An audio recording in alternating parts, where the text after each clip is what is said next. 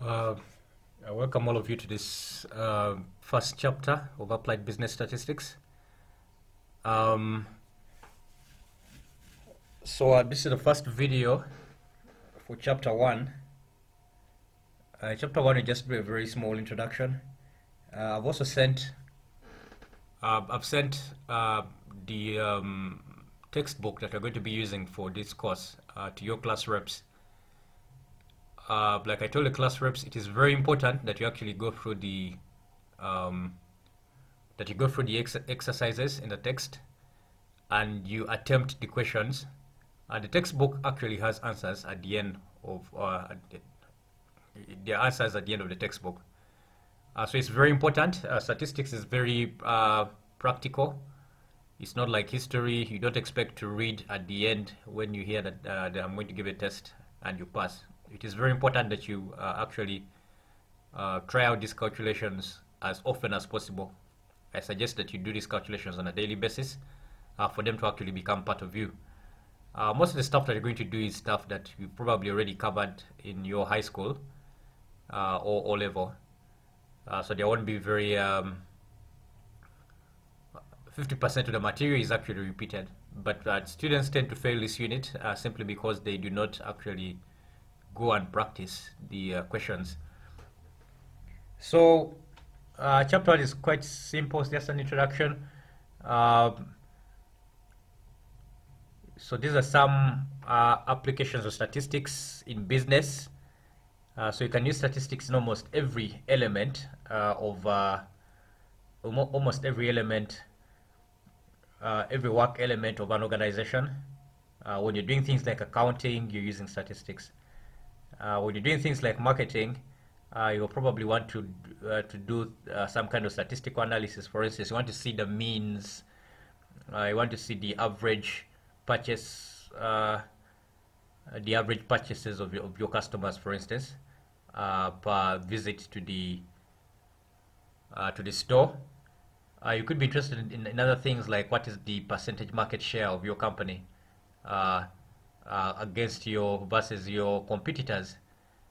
You could be interested in things like the trend, the trend of prices in a particular industry, so on and so forth. Uh, you, when you're doing production, you'll still be interested in statistics. You could be interested in things like the variance in the weight of a particular product. If you, for instance, if you're looking at the error, for instance, if you are analyzing um, if you're analyzing errors in manufacturing, you could be interested in the weight, the variance. In other words, you want to see how much the weight of a particular product varies. For instance, when they say soda at 300 mils, it's not always 300 mils. There are some production errors. You find some bottles will have 285, others will have 320. So you might be interested in finding out if you're doing a quality control. If you're in a quality control department, you might be very interested in controlling the variance, how much the weight of soda, rather the volume of soda actually varies. And when you do this, you're actually looking at statistics. You're going to sample, for instance, then you're going to look at the means and compute the standard variation, deviation, and the variances. So you're going to use statistics quite heavily in production. Um, so when we do statistics, uh, there's certain things that we are there's a vocabulary that we use. Um, you can speak of elements. You can speak of elements. So the elements are the individual things that we look at, the individual objects that we look at. For instance, if you are analyzing the marks of students, yeah, if you're analyzing the marks of students, then the elements are the students. If you are doing the census, for instance, of Uganda, then the elements are the individual Ugandans. Yeah. If you're looking at if you're doing maybe a wildlife survey, then the elements are going to be individual animals, lions, individual bushbucks, and so on and so forth. So the elements are the objects that you are considering in your analysis. Then variables. So the variables are going to be the attributes of the elements that you're looking at. For instance, if I take you back to, if you're looking at if you're doing an analysis of students, the elements are the individual students. So a variable could be something like a student name, the date of birth. It could be um, the student, whatever the student scored at high school in Cantab. It could be the student's tribe, and so on and so forth. So the variables are the properties or attributes of the elements that you are interested in analyzing. Then the observations are going to be the values that you see for those particular variables. So typically elements are going to be, over here we have an analysis of companies. So the elements are actually the individual companies. So elements are going to correspond with the different rows. So the first element here is Abbott Laboratories, then you have Altria Group, then Apollo Group, and so on and so forth. So these are actually the elements over here, the individual companies. Then the variables are going to be the columns, yeah, the values that you see in the columns, yeah. So you have here, this is company name. So you have the variable is company name, then you have the exchange on which this company is on, and ticker, business week rank, and so on and so forth. Then the observation is going to be the actual value that you have here at the intersection of the row and the column. So the observation, for instance, for the first element, the observation that we have under exchange is N. Then for the third element, the observation that we have under exchange is N and Q, and so on and so forth.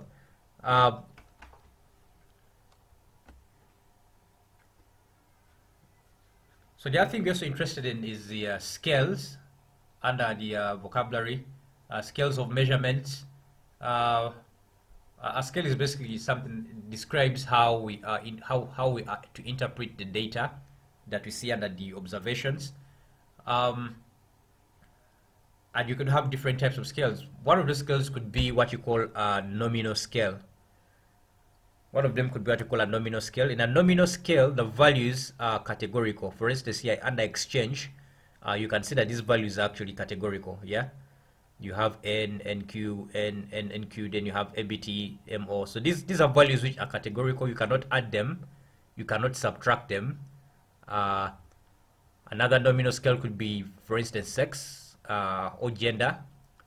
You can have male or female, but you cannot say male is times 2 female, or female minus male equals something.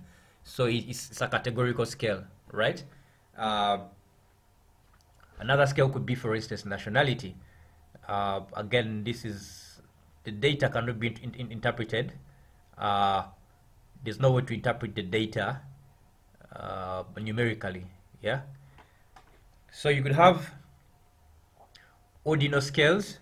So in an ordinal scale, you have a scale where it is categorical, but the order is meaningful. Yeah, the order is meaningful. So an example of an ordinal scale could be something like the class of degree. The class of degree. So you can have first class, you could have second upper, you could have a second class, you could have a third class, and you could have a past degree. So when you have, you cannot say, for instance, that a first class is twice as good as a second class. Yeah, it doesn't make any sense. So it is, the order is meaningful, but then it's not, you cannot apply numerical operations to the scale. So you could have, again, things like the grade in a particular course.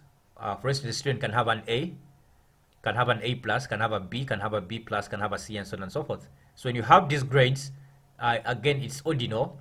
They are categorical, but then you cannot perform any numerical operations on these scales. So when they are categorical, but you cannot and you can't perform any numerical operations, but the order is meaningful, then you can say you have an ordinal scale. Then you can have what you call an interval scale. For an interval scale, you have something where the interval is meaningful. You have something where the interval is meaningful. For instance, you could have temperature. Yeah, you could have temperature. Actually, most so if you look at, for instance, temperature, if you have if you, the temperature of 100 degrees Celsius is 50 degrees more than one of 50 degrees. Yeah, so you can see that the interval is actually meaningful. If I say you are 100 degrees, then uh, it means that you're 50 degrees more than something that is 50 degrees, right? If you look at another thing like for instance, you could look at things like money. Yeah, if I have 200,000, then I have 100,000 more than somebody who has 100,000. So the interval is actually meaningful. Um, then you can look at ratio scale. Ratio scale is the ratio itself is also going to be meaningful. For instance, uh, if I take you back here, some of the examples I gave actually fall under interval and ratio scale. So with ratio scale, that ratio is also meaningful. For instance, if I have a length of 2 meters, it is actually 2 times as wide, as long as a length of 1 meter. Yeah. If I have a weight of 200 kilograms, 200 kilograms is actually twice as heavy as 100 kilograms. So you find that many of these actually overlap, but the difference, the key difference between interval and ratio is that when it comes, there are things which are only interval, but they are not ratio. For instance, um, so you see under ratio, I say it's actually interval data for which the ratio is meaningful, but there are things for which there's some interval data in which the ratio is not meaningful, and the obvious example is going to be values that go below zero. An example is temperature, because temperature goes below zero. You can have a temperature of minus 20 degrees, for instance, but you cannot, for instance, say that zero is twice as hot as minus 20. So if you have values that go below zero, then they are interval, but they are not ratio. Yeah, the interval is meaningful, but then the ratio ceases to be meaningful because of the fact that you can actually go below zero. Um, so for particular interval data which has values less than zero, which entertains negative values, then that data cannot be ratio scale. But typically all interval data is ratio scale for as long as it does not go zero. It does not go below zero. Um, but there's other ways to look at data. For instance, your data could be qualitative rather than quantitative. So qualitative data usually things like if you have unstructured interviews, then you're looking at qualitative data because you're not going to get means of responses when you're doing unstructured interviews. But you could also have cross-sectional versus time series data. If you do cross-sectional data, it means that you are not sampling in time. Yeah. For instance, if I look at the marks for a particular exam, for a single exam, then that is a cross-sectional evaluation because I do not have any time element because it is assumed that all the marks obtained at the same time. Time series data, on the other hand, is when you are sampling over time. For instance, if I'm doing a weather analysis, I look at the rainfall in a certain month from January to December. Yeah, so I'll have a plot for January, Feb, blah blah blah until I go all the way to December. So this is going to be